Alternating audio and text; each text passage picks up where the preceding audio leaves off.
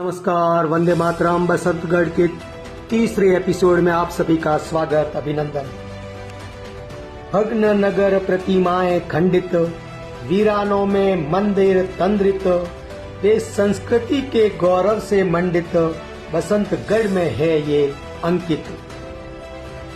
परमाणु के पश्चात इस प्राचीन वशिष्ठपुर बसंती दुर्ग पर महाराणा कुंभा के द्वारा जीर्णोद्वार और विस्तार करने का इतिहास पाया जाता है।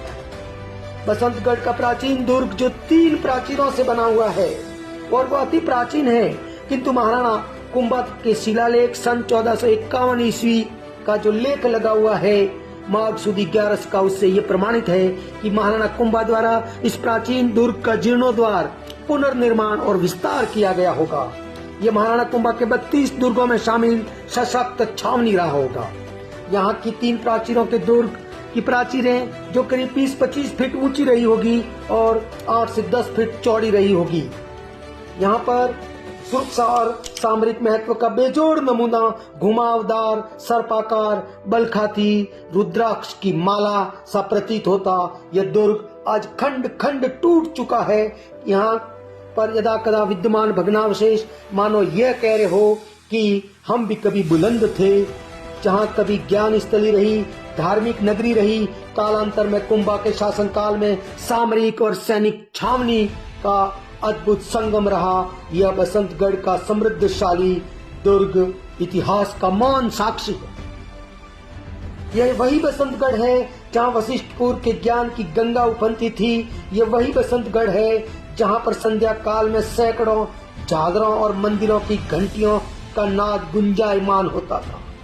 यह वही बसंतगढ़ का बसंतीपुर है जहाँ पर समय का सृजन, वैभव और समृद्धि की ख्याति भारत भर में विख्यात थी। महाराणा कुंभा के घोड़ों की घमसान, महाराव लाखा देवड़ा के तलवारों की झंझनाहट का आज साक्षी रहा। बसंतगढ़ धराशाही और खंडित है। यहाँ पर अतीत के गौरव से आसमान गूंज रहा प्रतीत होता है, किंतु वही दूसरी ओर वर्तमान में पतन से पाताल भी कांप उठता हो, ऐसा अनुभव होता है। रूह कांप जाती है, कल्पना भी कलेश को जन्म देता है।